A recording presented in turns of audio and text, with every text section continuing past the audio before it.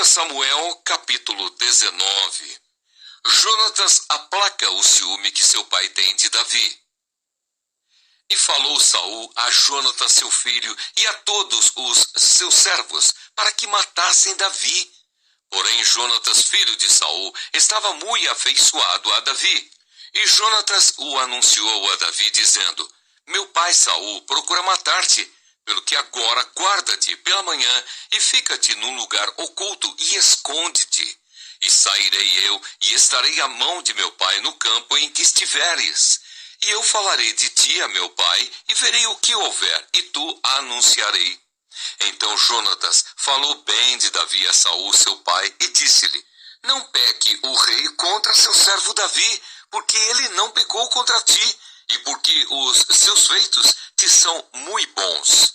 Porque pôs a sua alma na mão e feriu aos filisteus. E fez o Senhor um grande livramento a todo Israel. Tu mesmo ouviste e te alegraste. Porque, pois, pecarias contra sangue inocente, matando Davi sem causa? E Saul deu ouvidos à voz de Jonatas e jurou Saul: Vive o Senhor que não morrerá.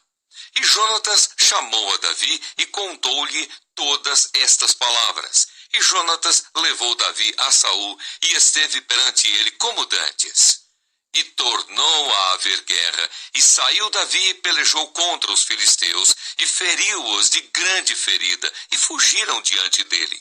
Porém o espírito mau da parte do Senhor se tornou sobre Saul, estando ele assentado em sua casa, e tendo na mão a sua lança, e tangendo Davi com a mão o instrumento de música.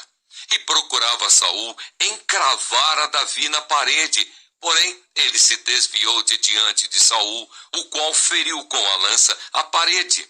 Então fugiu Davi e escapou naquela mesma noite.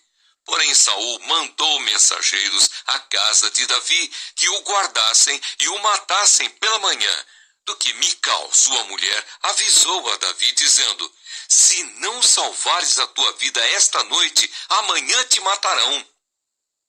Mical engana a seu pai e salva a Davi. Então Mical desceu a Davi por uma janela, e ele se foi, e fugiu, e escapou.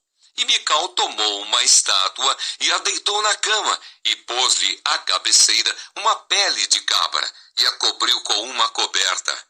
E mandando Saul mensageiros que trouxessem a Davi, ela disse: Está doente.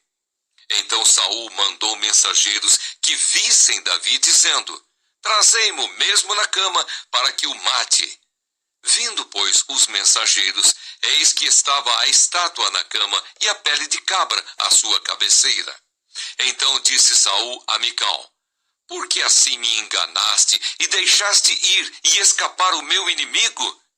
E disse Mical a Saul: Porque ele me disse: Deixa-me ir, porque hei de eu matar-te?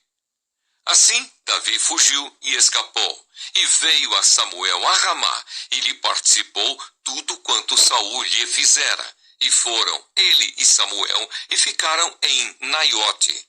E o anunciaram a Saul, dizendo: Eis que Davi está em Naiote, em Ramá. Então enviou Saul mensageiros para trazerem a Davi, os quais viram uma congregação de profetas profetizando, onde estava Samuel, que presidia sobre eles. E o Espírito de Deus veio sobre os mensageiros de Saul, e também eles profetizaram. E avisado disso, Saul enviou outros mensageiros, e também estes profetizaram. Então enviou Saul ainda uns terceiros mensageiros, os quais também profetizaram. Então foi também ele mesmo a Ramá, e chegou ao poço grande que estava em seco. E perguntando disse: Onde estão Samuel e Davi? E disseram-lhe: Eis que estão em Naiote, em Ramá. Então foi para Naiote, em Ramá. E o mesmo Espírito de Deus veio sobre ele, e ia profetizando, até chegar a Naiote, em Ramá. E ele também despiu as suas vestes. E ele também profetizou diante de Samuel, e esteve nu por terra todo aquele dia e toda aquela noite. Pelo que se diz: Está também Saul entre os profetas? Primeiro